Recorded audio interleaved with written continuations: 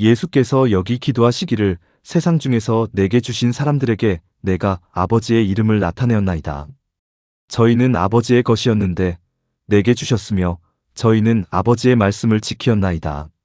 지금 저희는 아버지께서 내게 주신 것이 다 아버지께로서 온 것인 줄 알았나이다. 나는 아버지께서 내게 주신 말씀들을 저희에게 주었사오며 저희는 이것을 받고 내가 아버지께로부터 나온 줄을 참으로 아오며 아버지께서 나를 보내신 줄도 믿었사옵나이다.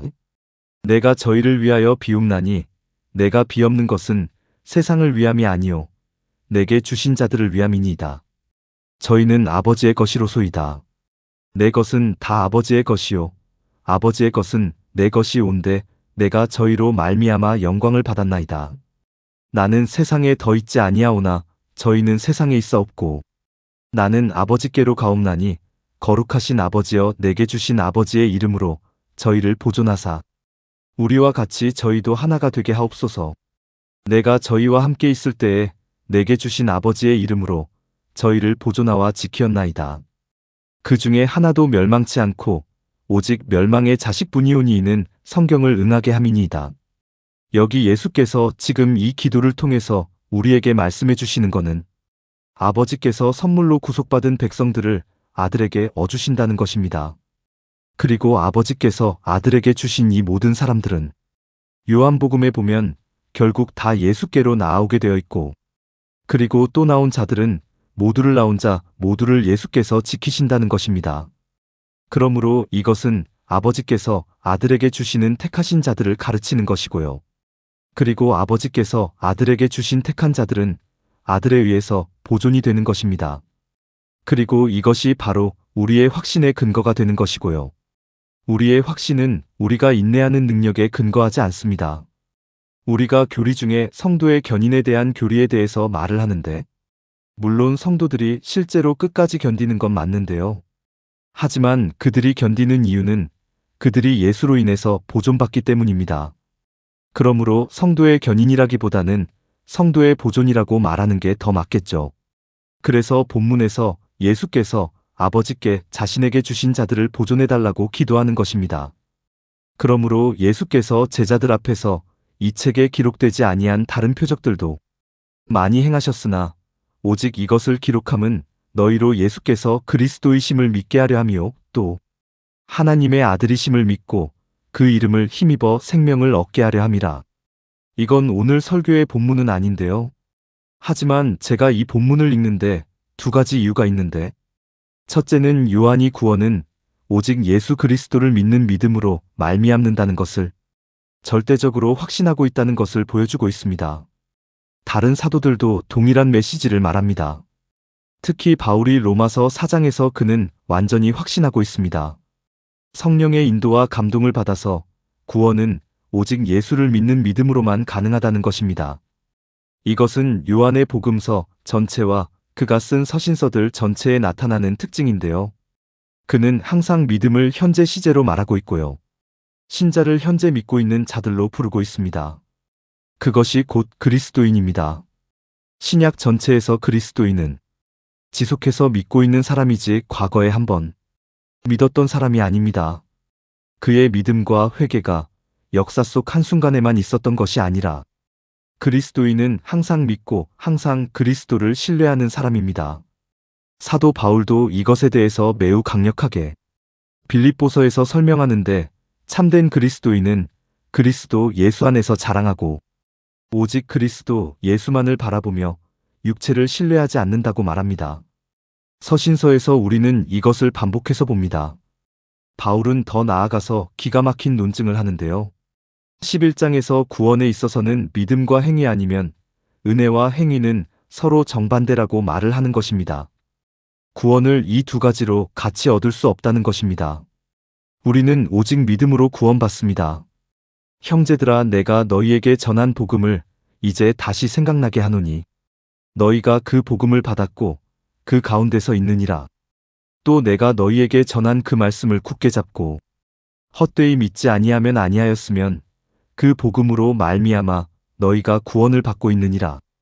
이건 매우 중요한 건데요. 커뮤니케이션을 공부하고 있는 분들은 다 알겠지만 여기 의사소통의 세 가지 요소가 다 들어가 있습니다. 보내는 자, 받는 자, 그리고 메시지가 있는데요. 바울은 보내는 자이고요. 고린도인들은 받는 자이고 메시지는 바울이 전하는 복음입니다. 하지만 여기에 단순히 효과적인 메시지 이상의 것이 있는데요. 바울은 내가 너희에게 전한 복음을 생각나게 하는 건데 너희가 그것을 받았고 그리고 너희는 지금 그 가운데서 있다고 말합니다. 다시 말해서 그들은 지금 바울이 전한 그 복음 위에 서 있고 그 안에서 있습니다. 또 그 복음으로 말미암아 너희가 구원을 받고 있다고 표현하는데 저는 이 표현이 너무 좋은데 바울은 너희가 구원을 받았다고 말하지 않고요. 물론 이미 받았지만 또 장차 구원을 받을 것이라고 말하지 않습니다. 물론 받을 것이지만 그는 너희가 구원을 받고 있다고 말합니다. 현재 진행입니다. 이것은 계속되는 복음의 성화의 역사입니다. 아멘. 복음은 단지 처음 구원받기 위해 들어야 하는 메시지가 아니에요.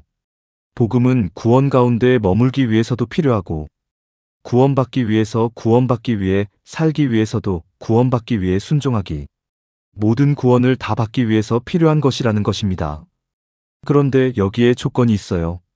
내가 전한 말씀을 굳게 잡지 아니하면 헛되이 믿는 것이라고 했는데요.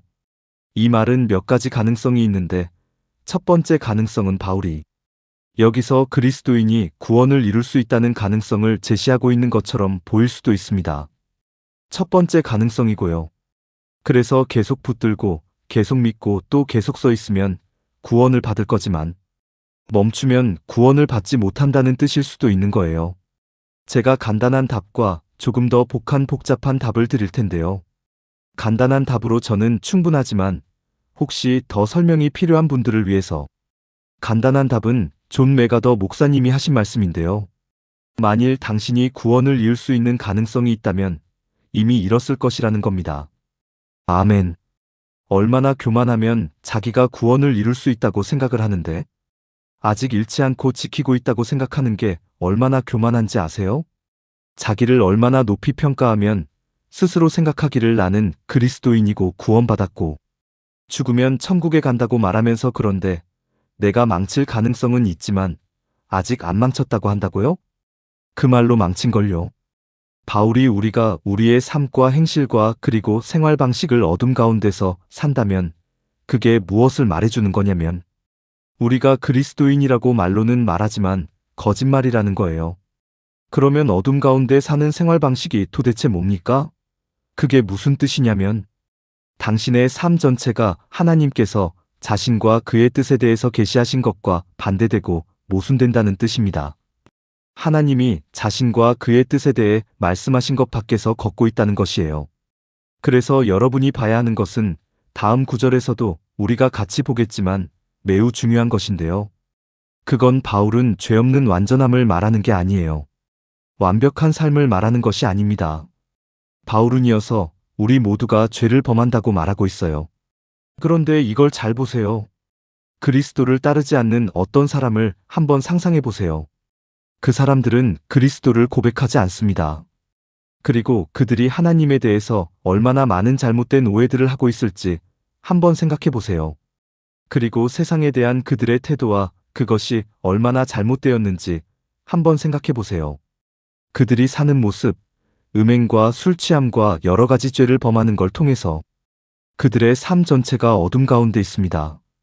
그들이 하나님에 대해 생각하는 것은 하나님이 말씀하신 게 아니고 그들이 행하는 것도 하나님의 뜻과 반대되고 그리고 그에 대해서 신경 쓰질 않습니다. 근데 그렇다면 그리스도인이 죄를 짓습니까? 네.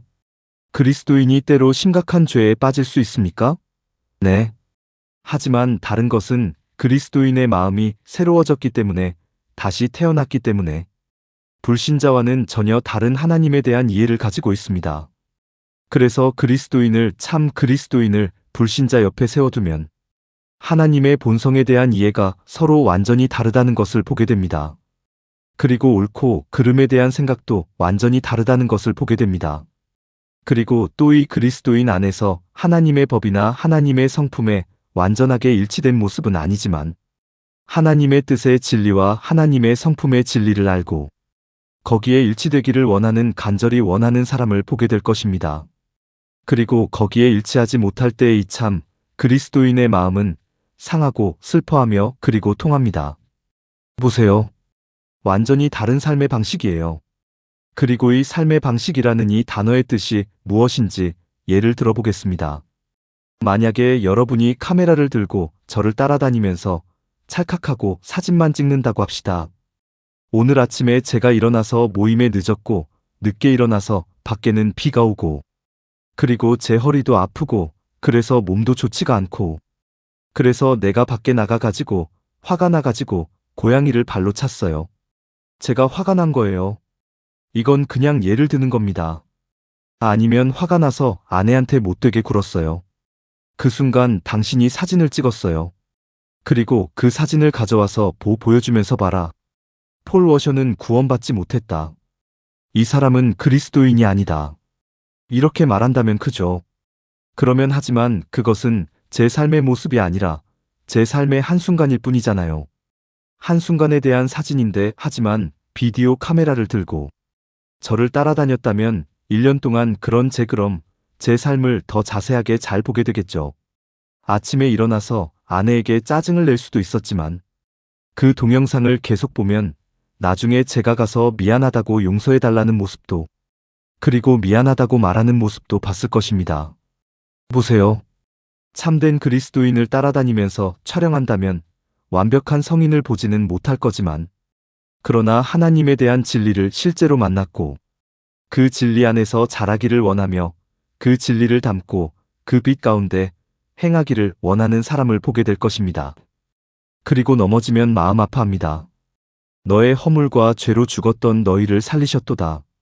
그때 너희가 그 가운데서 행하여 이 세상 풍속을 쫓고 공중의 권세 잡은 자를 따랐으니 곧 지금 불순종의 아들들 가운데서 역사하는 영이라. 전에는 우리도 그 가운데서 우리 육체의 욕심을 따라 지내며 육체와 마음에 원하는 것을 하여 다른 이들과 같이 본질상 진노의 자녀이었더니 긍휼에 풍성하신 하나님이 우리를 사랑하신 그 큰 사랑을 인하여 허물로 죽은 우리를 그리스도와 함께 살리셨고 너희가 은혜로 구원을 얻은 것이라 또 함께 일으키사 그리스도 예수 안에서 함께 하늘에 치신이 있는 그리스도 예수 안에서 우리에게 자비하심으로써 그 은혜의 지극히 풍성함을 오는 여러 세대에 나타내려 하심이니라. 너희가 그 은혜를 인하여 믿음으로 말미암아 구원을 얻었나니 이것이 너희에게서 난 것이 아니요 하나님의 선물이라. 행위에서 난 것이 아니니 이는 누구든지 자랑치 못하게 함이니라. 우리는 그의 만드신 바라 그리스도 예수 안에서 선한 일을 위하여 지으심을 받은 자니 이 일은 하나님이 전에 예비하사 우리로 그 가운데서 행하게 하려 하심이니라. 이 짧은 요약에서 바울의 초점은 성령의 역사 곧 살리시는 역사입니다. 다시 말해서 죽은 자를 살리시는 것입니다. 이것을 신학적으로 거듭남 아니면은 곧 중생이라고 부르잖아요. 예수께서 니고데모한테 하나님 나라를 보려면 거듭나야 한다고 하셨습니다. 들어가기 위해서는 당연한 거고요. 이것은 이 내적인 부르심과 연결되어 있습니다. 그러므로 구원의 확신에 대한 기본 질문은 이것입니다. 나는 다시 태어난 사람이 사람인가? 내가 중생한 사람이라면 나는 그러면 택한 자 가운데 속해 있다는 것이고 왜냐하면 택하심이 없이는 성령의 역사가 당신의 영혼 안에 결코 일어나지 않기 때문입니다. 그러므로 택함을 받은 자는 이 생의 어느 시점에 반드시 성령으로 말미암아 중생하게 되어 있고요. 그리고 중생한 자는 모두 택받은 자인 거고요. 그러므로 당신이 자신의 다시 태어남을 확신할 수 있다면 택함 받은 것도 확신할 수 있고 택함 받은 게 확신하다면 구원도 확실하다는 것입니다. 그러므로 중요한 것은 우리가 다시 태어나는 것이 무엇인지 이해합니다. 기독교 안에서의 중생의 본질에 대해 엄청난 혼란이 있어요. 미국에서 스스로 복음주의라고 부르는 사람들조차도 성령께서 사람을 영적 죽음에서 생명으로 살리실 때에 무슨 일이 일어나는지에 대해서 서로 매우 다른 것들을 믿고 있습니다. 영적인 죽음에서 영적인 영생으로 살아나는 것에 대해서 그래서 다시 말하는데 중생에 대한 성경적 교리를 갖는 것이 우리의 은혜의 상태와 하나님과의 관계에 대한 온전한 확신을 가지는데 결정적으로 중요합니다. 그리스도인들이 저한테 와서 진짜 그리스도인들이요. 그리고 물어봐요. 자신이 구원받았는지 잘 모르겠다고 해요. 왜냐고 물으면 나는 너무 많은 죄와 신름을 하고 있고 난 정말 거기서 벗어나고 싶고 그리고 정말 예수님처럼 살고 싶은데 그게 안 된다고 합니다. 그럴 때 제가 묻는 게 너 생각에는 너와 같은 이런 마음을 가진 사람이 세상에 얼마나 된다고 생각해? 지금 세상으로 나가서 내 대학 친구들이나 아니면 직장 동료나 아니면 그냥 길거리의 평범한 사람들을 보면 그중 몇 명이나 내 생각에 자기 죄 때문에 마음이 상하고 그리스도를 더 닮기 원하고 죄 때문에 마음 아파한다고 생각하니 네가 지금 그렇게 하고 있는 유일한 이유는 하나님께서 실제로 너의 삶에서 역사하셨기 때문이다. 이거 보이세요? 이 보통 사람은 하나님이 뭘 말씀하셨는지 신경 쓰지 않아요. 그들은 하나님이 말씀하신 것을 따르고 싶어 하지도 않습니다. 그리고 오히려 하나님의 법을 어길 때 그걸 자랑해요. 근데 어떻게 당신은 빛 가운데 행하기를 원하고 점점 더 그 빛에 일치되기를 구하며 실패할 때 마음이 상합니까? 그건 하나님께서 분명의 삶을 바꾸셨기 때문입니다. 그래서 7절에 이렇게 말해요. 우리가 그가 빛 가운데 계신 것 같이 빛 가운데 행하면 우리가 서로 사귐이 있고 그의 아들 예수의 피가 우리를 모든 죄에서 깨끗하게 하신다. 여기서 빛 가운데 행한다는 것이 죄 없는 완전을 뜻하는 게 아니에요. 우리는 계속해서 깨끗하게 되기 필요합니다. 제가 이야기 하나 해드릴게요. 제가 언제 한번 전도를 하는데 그때 누가 전도를 하고 있는데 그 사람이 그리스도인이라고 그러더라고요. 근데 그 사람이 저한테 자기는 11년 동안 죄를 짓지 않았다고 하더라고요. 그래서 제가 축하합니다. 라고 말했고 저는 당신 같은 분을 정말 처음 봤습니다 라고 제가 말했어요. 그러고 나서 제가 물어봤는데 당신 생각에는 가장 큰 죄가 뭡니까? 모르겠다 그러더라고요. 가장 큰 계명을 어기는 게 아닐까요? 라고 하니까 그렇겠죠. 그러더라고요. 그럼 가장 큰 계명이 뭡니까? 그러니까 그 사람이 내 마음과 목숨과 뜻을 다하여 주 너의 하나님을 사랑하라. 그래서 제가 이렇게 물었어요. 당신은 한 번이라도 그렇게 해본 적이 있습니까? 대답을 못하는 게 아니라고 하면 그 사람은 죄를 지었던 거고요. 네라고 하면 그건 신성모독이거든요. 왜냐하면 하나님이 받으시기에 합당한 만큼 하나님을 사랑했다고 말하는 건데 하나님은 무한히 합당하시기 때문에 모든 피조물과 천사들이 다 합해서 드릴 수 있는 모든 사랑보다 더 큰 사랑을 받으셔야 합니다. 그래서 오직 그의 아들만이 그렇게 하나님을 사랑할 수 있는 거예요. 그래서 우린 모두 다 죄를 진 겁니다. 그런데 여기 두 번째 요점이 있는데요. 이 바울이 말했더니 신학은 이 본문뿐 아니라 그가 다른 서신서에서 가르치는 모든 것들과 충돌하게 만드는 것인데요. 이 바울은 복음을 부끄러워하지 않아요. 왜냐면 복음은 구원을 주시는 하나님의 능력이기 때문에. 그래서 구원을 유지하는 능력은 복음이지 내가 아닙니다. 내가 복음을 붙잡는 힘이 구원을 유지하는 게 아닙니다. 더 정확히 말하면 복음과 그 복음의 하나님이 나를 붙들어 주시는 거예요. 그리고 여기 에베소서 1장에 있는 한 구절이 이 문제를 다 정리해 준다고 생각하는데 우리가 현재 영생을 소유하고 있다는 건 사실이고 예수께서도 그걸 분명히 말씀하셨습니다. 또 우리가 그의 손안에 있고 동시에 우리가 아버지 손안에 있으며 아무도 우리를 거기서 빼앗을 수 없다는 약속도 말하셨어요. 근데 그뿐 아니라 여기 에베소서 1장을 읽어보면 더 정확히 답해주는데요. 에베소서 1장 13절 모든 일을 그 마음의 원대로 역사하시는 자의 뜻을 따라 우리가 예정을 입어 그 안에서 기업이 되었으니 이는 그리스도 안에서 전부턴 바라던 우리로 그의 영광의 찬송이 되게 하려 하심이라.